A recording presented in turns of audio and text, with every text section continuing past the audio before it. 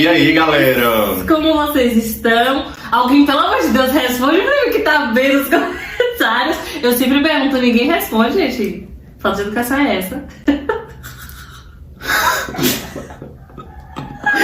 Fica super longo, né? Vamos. Fica super longo. Mas hoje a gente veio falar sobre um assunto que é um pouco pesadinho, né, amiga? Bastante. Bastante. Eu fui aqui generoso.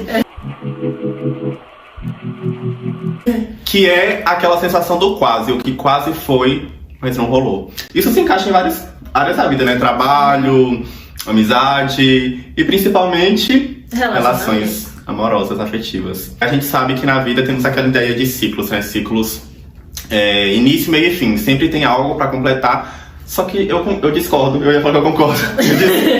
Eu discordo porque nem sempre vivemos ciclos completos. Eu vi um texto no Instagram, eu não sei qual foi o perfil, se eu lembrar, eu coloco aqui na descrição. Mas foi a dor do quase, alguma coisa assim do tipo. Que é essa ideia de algo que quase foi, mas não aconteceu, sabe? Que machuca mais quando você quase vive uma coisa do que quando você vive de fato e vê que não rolou, entende? Algo que ficou pra acontecer dói mais do que algo que você já sabia que sempre foi distante, que não ia fazer diferença pra você. Sem contar naquela sensação, né? O que poderia ter acontecido, por que foi por pouco, porque assim, se você vive aquilo, você sabe o que aconteceu, qual seria o desfecho e tudo mais. Mas o foi por pouco, você fica naquela de como as coisas poderiam ter sido, como o que aconteceu para não ter acontecido, né? Sim, o que você poderia fazer diferente, o que o outro está sentindo nesse momento, né? Eu acho que nesse quesito entra muito a questão da responsabilidade afetiva, do ser sincera com o outro, com o que você sente, com o que você está disposto, do que você não quer e ser... Com o que o outro sente também, né? Exatamente. Não fazer pouco caso, não agir de forma como se não importasse, sabe? Pro outro. Como se você estivesse vendo algo que era só pra você. Você viver em uma relação a dois, que não precisa ser um relacionamento mesmo, mas uma relação a dois como se fosse apenas você, como se fosse apenas individual, e não é. Porque assim, se tem outra pessoa, você tem responsabilidade de certa forma sobre a outra pessoa também. Sim, porque tu mesma falou, né? São duas pessoas, então você tem que repensar suas atitudes com aquela pessoa, as suas intenções e o que fez a outra pessoa a sentir aquilo, sabe? É sempre bom se perguntar se você realmente quer aquilo ali ou se você está fazendo isso apenas pelo tédio.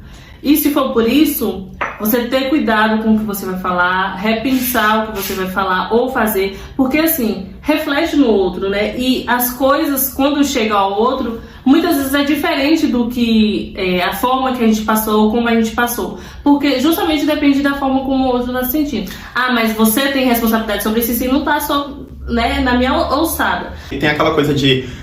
é culpa da expectativa que você deposita na outra pessoa. Mas às vezes tem casos que a pessoa dá essa expectativa.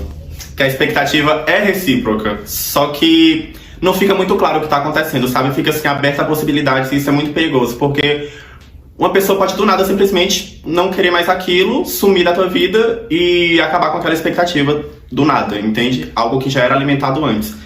Aí você fica como? Na merda. Na merda. E às vezes pra pessoa que acabou, tem um motivo de ter acabado. Sim. Mas e pra outra? A outra fica só, não foi quase. Mas o que aconteceu pra não ter realmente acontecido? Por que esse ciclo ficou inacabado? Como que essa expectativa foi alimentada, sabe? Essas relações do quase sempre tem uma parte que sai machucada, né? Porque se foi quase é porque uma pessoa não quis mais. Então, sempre tem essa outra pessoa machucada. Então é importante pensar em como a sua atitude, as suas palavras vão impactar psicologicamente na outra pessoa, porque isso gera crise de ansiedade, sem falar na dependência emocional que talvez seja construída nesse processo, né? Tem também o processo de superação, né? E assim, nesse processo de superação, é melhor você focar em você do que em memórias. Do que em memórias que já se foram, né? Tá rindo por quê? Porque assim, quando a gente vê que não tá sendo recíproco, já foi, ó, beijão próximo. Quando você vê a sua expectativa sendo alimentada e sendo realizada, sim, aí acaba do nada, aí você se fode mais ainda. Não tem como você não se apegar a memórias. Mas é o que tu falou, é importante focar na superação, né? Focar na sua vida fora disso, porque a sua vida é muito mais do que isso, né? Você tem tudo... É porque é uma questão de autocuidado também, isso, né? Isso. Então, assim, essa superação é uma questão do autocuidado, da autoestima. Isso, aquela coisa do se amar pra amar alguém. Exatamente. Sobre essa questão de se focar na superação, tem outro problema, né? Que quase ninguém fala, que é a dificuldade que você tem em se relacionar com outras pessoas depois de algo desse tipo, sabe? Um trauma, talvez, uma experiência ruim. É muito difícil porque depois que tudo passa, quando você de fato supera aquela pessoa, aquela situação, você pode desenvolver um bloqueio emocional. Verdade. Que isso vai complicar, vai ficar mais difícil de você se entregar em relações do tipo, sabe? Então é muito, muito complicado. Para evitar decepções, seja você mesmo, filho da puta. Tchau, gente. É isso. Mas é, gente, bora todo mundo virar puta. Eu vou deixar isso, viu? Eu vou deixar isso. Essa não é a personagem dele, não é? Não, Costa, eu confundi. Porém, Outra eu falei, personagem. a amiga fala, é necessário, é necessário. É porque a gente mudou, né? A gente já tirou logo.